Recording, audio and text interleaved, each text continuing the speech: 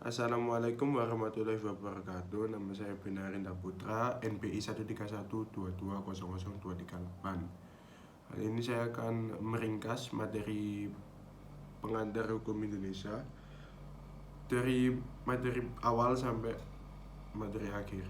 Oke, di materi pertama itu ada tentang apa itu hukum.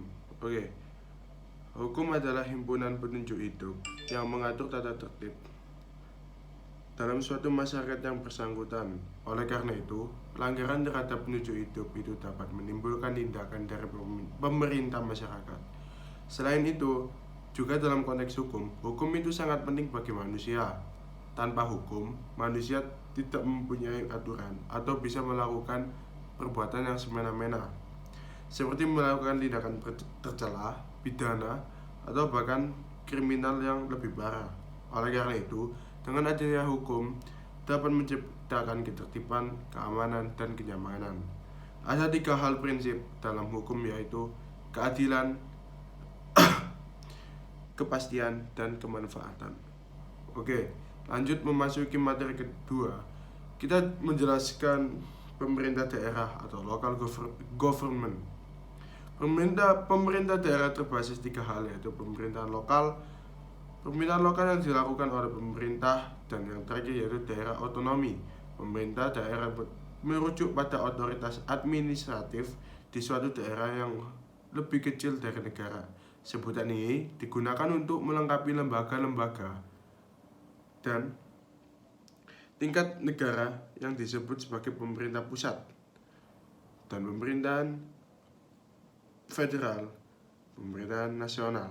Untuk daerah otonomi, yaitu daerah atau wilayah yang dimana wilayah tersebut mengelola secara mandiri dalam bidang pemerintah, pariwisata, kebudayaan, dan lain-lain. Ada beberapa hal ciri-ciri pemerintah, yaitu daerah tidak boleh lebih besar dari negara. Jumlah penduduk yang mencukupi, memiliki ciri khas dan karakter dari masing-masing daerah, kemampuan menyediakan biaya yang diperlukan.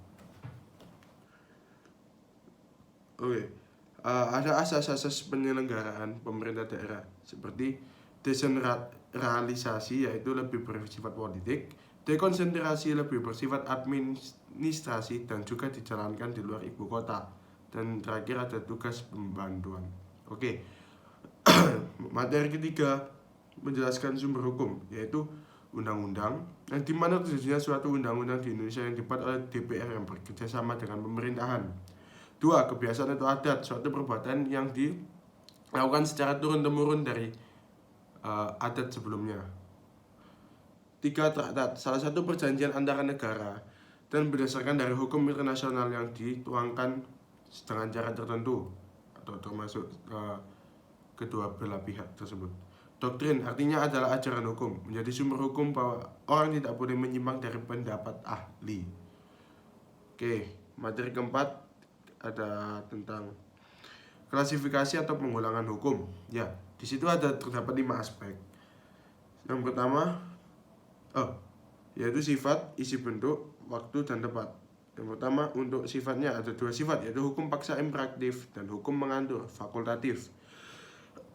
2. Ada isi, ada hukum publik yang mengatur antara negara dan alat-alat perlengkapan hubungan antara negara dengan seseorang. Ada hukum privat yang mengatur hubungan individu atau dengan badan hukum yang lainnya. 3. Bentuknya, yaitu hukum tertulis dan tidak tertulis. 4. Waktu berlalunya, ada ius constitutum dan ius constitutum, hukum antar waktu. Wilayah, yang kelima terakhir ada wilayah berlakunya hukum nasional, internasional, asing, dan gereja. Di materi kelima menceritakan tentang membahas tentang asas hukum. Apa itu sebelumnya asas hukum? Asas hukum lahir dari pengalaman sehari-hari pada individu dalam masyarakat. Jika tidak ada asas hukum, tidak berjalan dengan semestinya. Asas hukum dapat dijadikan pedoman berperilaku akan tetapi asas masih sangat luas dan abstrak serta masih sulit untuk diaplikasikan dalam kehidupan nyata. Itu salah satu asas hukum. Yang keenam, ada subjek hukum dibedakan dalam dua macam, yaitu satu, manusia atau orang, dua, badan hukum. Pengertian hubungan hukum, hubungan yang terjadi antara dua subjek hukum atau lebih yang diatur oleh hukum. Dalam hubungan tersebut melahirkan hak dan kewajiban, di mana hak dan kewajiban di satu pihak berhadapan dengan hak dan kewajiban di pihak lain. Dan terakhir, ada materi ketujuh, akibat hukum adalah yang ditimbulkan oleh peristiwa. Hukum atau suatu akibat yang ditimbulkan oleh adanya suatu hubungan hukum. Ya, di sini ada jenis hubungan hukum, ada dua macam, yaitu hukum yang bersegi satu dan hubungan hukum yang bersegi dua. Hubungan hukum baru ada bila memenuhi syarat, yaitu adanya dasar hukum, ialah peraturan hukum yang mengatur hubungan hukum itu dan juga timbulnya peristiwa hukum. Unsur-unsur hubungan hukum mewakili tiga hal, yaitu adanya orang-orang yang hak dan kewajiban saling berhadapan, adanya objek yang berlaku berdasarkan hak dan kewajiban, dan adanya hubungan antara pemilik dan kewajiban.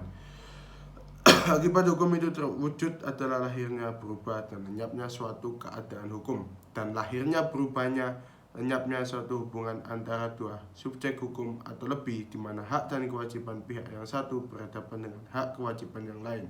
Selanjutnya, saya akan menjelaskan hak kewajiban. Hak adalah kewenangan yang diberikan oleh hukum objektif kepada subjek hukum, dan kedua, ada kewajiban adalah beban yang diberikan oleh hukum kepada orang ataupun badan hukum. Oke, itu sedikit yang saya bisa jelaskan tentang materi pengantar hukum Indonesia dari awal pertemuan sampai akhir.